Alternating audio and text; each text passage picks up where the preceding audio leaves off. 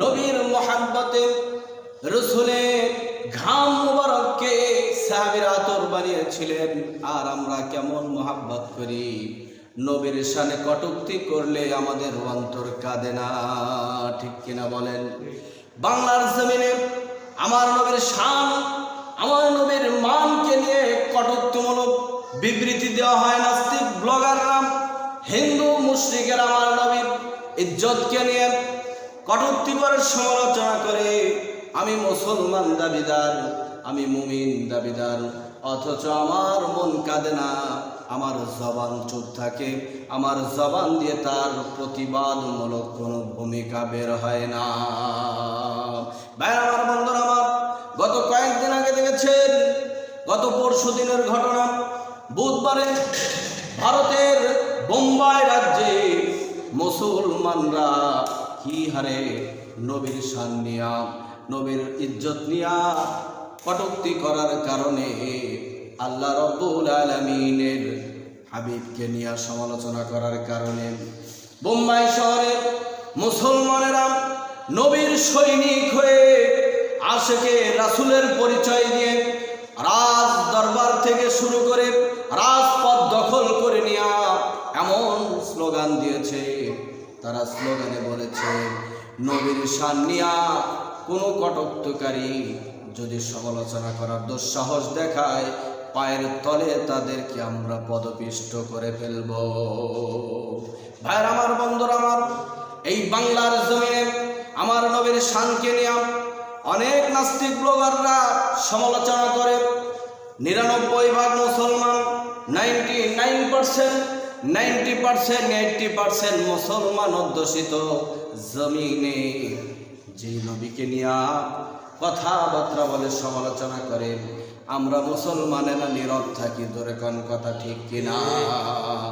আগামী প্রজন্মে, আগামী দিনগুলোতে আমার নবীকে নিয়ে যদি কোনো নাস্তিক ব্লগার, কোনো আওয়ামী, কোনো বিএনপি, কোনো বামপন্থী, কোনো অনইসলামিক রাজনৈতিক দলগুলো আমার রসুলকে নিয়ে কটূক্তি করে, বাংলার জমিনের তাওহীদি জনতা, আশেকে রাসূলরা, নবী প্রেমিকরা তাদেরকে দৃষ্টান্তমূলক শাস্তি দিয়ে বাংলার জমিন থেকে বহিষ্কার করতে বাধ্য হবে ইনশাআল্লাহ। রাজি আছেন তো? যারা যারা রাজি আছেন দুই হাত উঁচু করে দেখেন, নারে তাকবীর। যারা যারা রাজি আছেন তারা শকতোক্তি জবান খুলে ওয়াদা করুন যে আগামীর দিনগুলো হবে কোরআনের দিন, আগামীর দিনগুলো হবে আল্লাহর রসুলের আদর্শের দিন। আমরা রসুলের আদর্শের সৈনিক হয়ে মরতে চাই কি চাই না?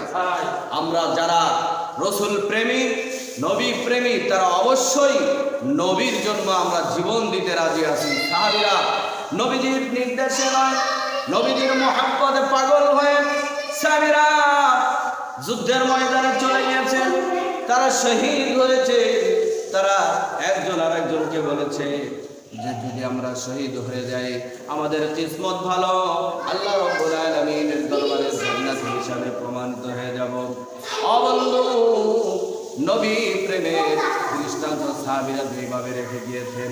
আল্লাহ পাক তাদের সেই নবী প্রেমের দৃষ্টান্ত দেখে পরিতুষ্ট হয়ে, খুশি হয়ে কোরআনে কারিমে আল্লাহ রাব্বুল আলামিন বলেন, ইয়া আইয়ুহাল্লাযীনা আমানু আমিনু কামা আমানান নাস। আল্লাহ রাব্বুল আলামিন বলেন, ও ঈমানদারেরা, আমিনু কামা আমানান নাস, হে ঈমানদাররা তোমরা ওইভাবে মানো। সাহাবীরা যেইভাবে ঈমান এনেছিল, কেমন ঈমান এনেছিল? রসুল প্রেমে তাদের অন্তরটা পরিপূর্ণ হয়ে যাওয়াতে নবীর মোহাব্বতে তারা জীবন দিতেও দ্বিধাবোধ করে নাই। সাহাবীরা, হযরত বেলাল বলেন, হযরত হানজালার জীবনী পড়লে দেখা যায় নবীর প্রেমে পাগল হয়ে নববধূকে ঘরে রেখে নবী নাই কথা তার কর্ণগোচর হওয়ার সঙ্গে সঙ্গে স্ত্রীকে ডাকতে বলছে, স্ত্রীরে বিদায় দে, দেখা হবে হাসরের ময়দানে। রাঙা তরবারি হানজালা চলে গেছে যুদ্ধের ময়দানে। যুদ্ধ করতে করতে হানজালা শহীদ হয়ে গেছে। গোসলের কথা ভুলে স্ত্রীকে তালাক দেওয়া হয়, স্ত্রীর সাথে সৌজন্যমূলক সাক্ষাৎ করে স্ত্রীকে শুধু বলে এসেছিল, বিবি দেখা হবে না আর কোনোদিন। তিনি জানতেন যে শহীদ হব আমি, শহীদের তামান্না নিয়ে স্ত্রীর কাছ থেকে চিরবিদায় নিয়ে চলে গিয়েছেন। সেই হানজালা গোসলের কথা ভুলে গেলেন, স্ত্রীর সাথে সৌজন্য সাক্ষাৎ করতে গিয়া গোসলের কথা পর্যন্ত ভুলে গেলেন, শহীদ হয়ে গেলেন। আল্লাহ রাব্বুল আলামিন ফেরেশতাদেরকে ডাক দিয়ে বললেন, ফেরেশতারা রে, ও আমার ফেরেশতারা, হানজালা স্ত্রীর সাথে বিদায় নেওয়ার মুহূর্তে গোসলের কথা ভুলে গেছে। আমার নবীর মোহাব্বতে যুদ্ধের ময়দানে এসে আমি আল্লাহর রাস্তায় শহীদ হয়ে গেছে। হানজালার গোসল কোন জমিনের মানুষ দ্বারা হবে না, হানজালার লাশটা আকাশে তুলে ধরো, আকাশের ফেরেশতারা আমি আল্লাহর হুকুমে ফেরেশতারা জান্নাতি পানি দিয়া হানজালার লাশকে গোসল করায়া দিবে। জোরে বলি সুবহানাল্লাহ।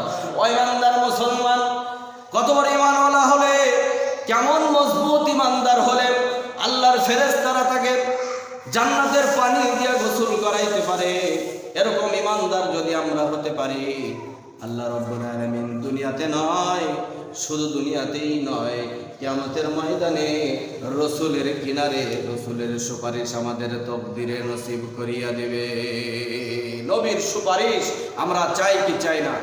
রসুলের সুপারিশ ছাড়া কোন লোক জান্নাতে যেতে পারবে না, কোন লোক